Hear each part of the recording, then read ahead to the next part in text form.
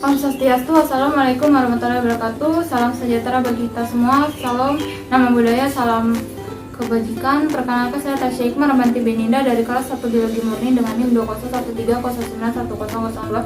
Di sini saya akan menjelaskan sebuah alat biologi molekuler yaitu elektroforesis. Di sini elektroforesis itu merupakan suatu metode pemisahan yang dimana memanfaatkan medan listrik yang dihasilkan dari elektroda untuk memisahkan senyawa-senyawa yang memiliki muatan berupa kation dan anion. Di sini alatnya itu sangat mendukung keterbaruan penelitian khususnya di bidang rekayasa genetika. Elektroforesis itu suatu selarutan penyangga yang mengandung makromolekul yang dialiri listrik dan ditempatkan di dalam ruang yang tertutup. Kecepatan migrasi diukur dengan melihat terjadinya pemisahan dari molekul di dalam terlarut. Hasilnya akan memberikan rekam jejak berupa pita-pita dari pemisahan senyawa. Kecepatan gerak molekul tergantung pada muatan terhadap masanya, serta juga tergantung pada bentuk molekulnya. Terdapat dua cara pemisahan elektroforesis. Yang pertama ada elektroforesis larutan dan yang kedua ada elektroforesis daerah. Elektroforesis itu merupakan metode yang paling banyak dipakai saat ini dalam percobaan biokimia dan biomolekuler. Secara umum elektroforesis digunakan untuk memisahkan, mengidentifikasi dan memurnikan fragmen DNA. Selain itu elektroforesis juga digunakan untuk fraksionisasi untuk mengisolasi masing-masing komponen dari campurannya. Selanjutnya mempelajari fitogenetika, kekerabatan dan penyakit lainnya yang diturunkan. Selain itu juga elektroforesis dibagi menjadi 3 jenis, yaitu ada elektroforesis kertas, elektroforesis gel, dan elektroforesis kapiler.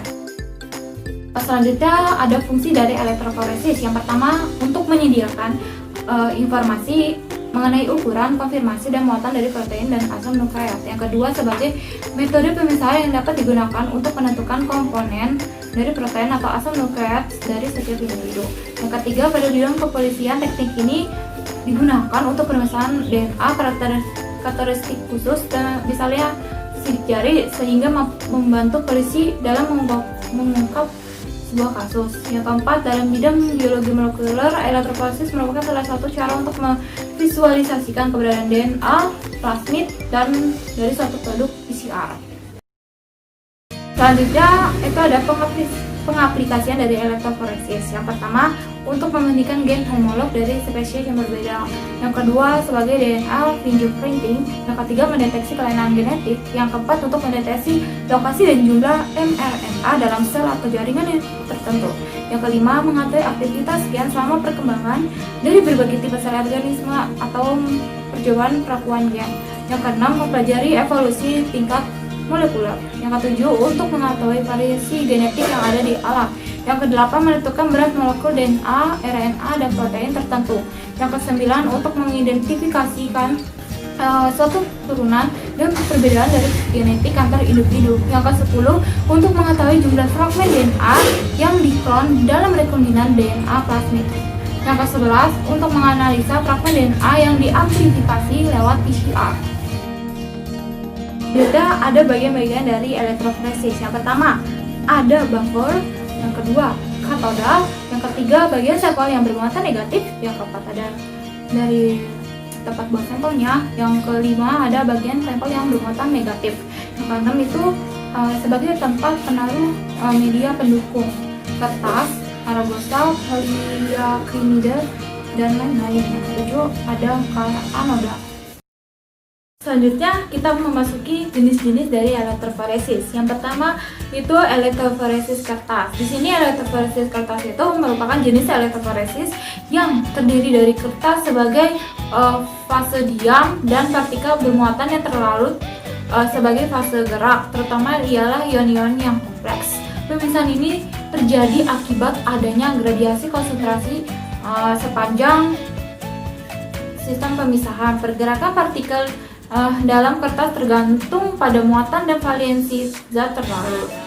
Luas penapang, tegangan yang digunakan, konsentrasi elektrolit, kekuatan anion, pH, viskositas, dan absorpsi zat terlarut.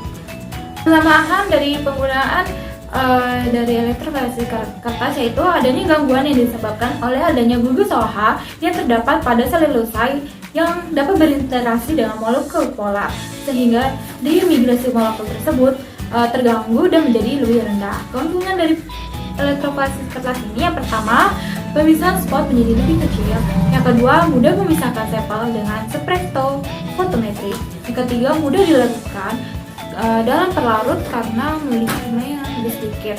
Pada elektroforesis kertas, kertas selulosa asetat harus dibersihkan dengan cara kering dalam percobaan ini. Cara kering ini karena lebih baik resolusinya dan sifatnya lebih kecil daripada cara basah. Oleh karena itu, percobaan ini menggunakan medium selulosa asetat. Cara kerjanya, yang pertama, kertas saring dibasahi terlebih dahulu dengan larutan buffer. Yang kedua, kertas saring direntangkan di antara dua elektroda. Yang ketiga, satu tetes campuran yang akan dianalisis ditempatkan pada satu ujung kertas dan listrik selanjutnya dialirkan. Yang keempat, kertas dipindahkan, dikeringkan, dan diwarnai dengan pewarna yang mewarnai substansinya untuk dianalisis. Yang terakhir, yang kelima ini, setiap jenis molekul bermuatan pada campuran akan berpindah pada jenis tertentu baik anoda maupun katoda tergantung pada muatan dimensi dan nampak sebagai titik pada kertas. Selanjutnya yang kedua itu ada elektroforesis gel. Di sini elektroforesis itu menggunakan gel sebagai fasedium untuk memisahkan molekul-molekul. Awalnya elektroforesis gel ini dilakukan dengan medium gel kanji untuk memisahkan biomolekul yang lebih besar seperti protein. Kemudian elektroforesis gel berkembang dengan menjadikan agarosa dan polyakrilamid sebagai gel medium. Prosedur kerja dari elektroforesis gel ini terlebih dahulu kita menyiapkan alat dan bahannya. Yang pertama itu DNA marker, misalnya DNA lambda yang dipotong dengan cara high entry. Yang kedua itu sampel DNA, misalnya DNA kromosom bakteri, DNA plasmid hasil isolasi, dan DNA plasmid hasil restriksi. Yang ketiga itu agarosa. Yang keempat larutan buffer TAE 50 kali. Ini terdiri dari campurannya ada 240 gram tris base, 57,1 gram asetat glasial, 100 ml EDTA, terus ada 0,5 ml pH dengan pH-nya itu 8. Ini dilarutkan ke dalam Aquades hingga 1000 ml. Selanjutnya yang kelima itu Aquades, yang keenam gelas ukur 1000 ml, yang ketujuh labu Erlenmeyer 50 liter, yang ke-8 tabung mikrosentrifugal, yang ke-9 sarung tangan, yang ke-10 seperangkat mikropipet beserta tipnya, yang ke-11 kertas parafilm, yang ke-12 seperangkat alat elektroforesis. 13 itu menyiapkan loading day 6 kali yang terdiri dari 0,25% bromophenol blue, 0,25% silenziol, 15% Vical Tip 4000, EDCA 120 ml. Selanjutnya 14 larutan edicium bromid, 15 UV transluminator, 16 kacamata UV, 17 kamera digital. Selanjutnya yaitu cara kerja dari elektroforesis gel. Yang pertama membuat larutan 250 ml dengan mencampurkan buffer TAE dengan cara dan selanjutnya mencampurkan 5 ml TAE ke dalam 240 ml Aquades. Yang kedua membuat gel agarosa dengan cara menimbang agarosa 0,2 gram dilarutkan ke dalam buffer TAE hingga mencapai volume 20 ml. Yang ketiga menyiapkan baki gel agarosa, lekatkan selotip di tiap ujung baki gel agarosa. Yang keempat pasang elektroforesis di salah satu ujung baki gel agarosa dengan cara posisinya hampir menyentuh ke dasar baki. Kelima ini memeriksa suhu larutan agarosa dengan cara menembakkan air Meyer ke tangan. Jika suhunya sudah turun hingga sekitar 50-60 derajat Celcius, tambahkan 1 mikroliter edicium bromid. Yang keenam, larutan agarosa dihomogenkan sebentar, kemudian dituangkan ke dalam baki gel agarosa. Selanjutnya tunggu sampai larutan berubah menjadi gel yang padat. 7. Menyiapkan tisu dengan hati-hati, lepaskan selotip dari ujung-ujung baki. Yang ke-8, masukkan baki yang telah berisi gel agarosa ke dalam tangki elektroforesis yang telah diisi dengan larutan buffer. Yang ke-9, siapkan sekitar 5 cm kertas parafilm di dekat tangki elektroforesis. Yang ke-10, masukkan 10 mikroliter sampel DNA dan 2 mikroliter loading dye ke dalam semburan gel agar-agar dengan cara mencampurkan kedua bahan tersebut terlebih dahulu secara merata dengan menggunakan mikropita. 11. Membuat catatan mengenai nomor semburan dan jenis sampel DNA yang dimasukkan. Yang ke-12, hubungkan kabel dari sumber arus ke tangki elektroforesis. Yang ke-13, nyalakan sumber arus, aturlah voltase dan waktu running hingga diperoleh angka 70 volt dan 45 menit dengan cara menekan tombol yang sesuai pada sumber arus. Yang ke-14, jalankan elektroforesis dengan cara menekan tombol run pada sumber arus. Yang ke-15, elektroforesis berhenti pada apabila waktu yang ditetapkan itu sudah habis. Yang ke-16, kuatkan gel dan letakkan di atas UV transluminator. Yang terakhir, ini nyalakan UV transluminator. Selanjutnya kita mengamati pita-pita DNA yang tervisualisasikan. Kemudian dari hasil elektroforesis gel ini, pita-pita DNA dengan nomor semburan dan jenis sampelnya itu memperkirakan ukuran masing-masing fragmen dengan membandingkannya pada posisi migrasi pada DNA marker. Metode ini didasarkan pada pergerakan molekul bermuatan dalam media penyangga matriks yang stabil. Di bawah pengaruh medan listrik, media yang umum digunakan adalah sel agar-agar atau polyakrilamid. Elektroforesis gel agar-agar digunakan untuk memisahkan fragmen DNA yang berukuran lebih besar dari 100 ppb dan dijalankan secara horizontal, sedangkan elektroforesis polyakrilamid dapat memisahkan 1 ppb dan dijalankan secara vertikal. Elektroforesis polyakrilamid biasanya digunakan untuk menentukan DNA. Ini yaitu elektroforesis kapiler. Dengan menggunakan metode ini dapat memisahkan asam amino, protein, lipid, karbohidrat, dan nukleotida dengan resolusi yang tinggi yang dilakukan pada pipa kapiler yang berisi buffer. Elektroforesis kapiler ini menggunakan listrik bertegangan tinggi yang bisa menyebabkan semua komponen ion atau molekul netral bergerak ke katoda. Teknik pemisahan ini dipengaruhi oleh tegangan listrik, koefisien difusi, panjang dan diameter pipa kapiler serta konsentrasi pada sampel. Dari kelebihannya dapat digunakan untuk memisahkan spesies ion oleh muatan dan gesekan kekuatan serta radius hidrodinamika. Selanjutnya itu memiliki efisiensi dan selektivitas yang baik. Kekurangannya itu boros listrik serta harganya juga sangat mahal. Selanjutnya dari cara kerja elektroforesis kapiler ini berdasarkan prinsip bahwa molekul memiliki bobot muatan listrik yang berbeda. Jadi molekul yang berbeda ini akan bergerak ke arah yang berbeda dan juga kecepatan yang berbeda di dalam substrat.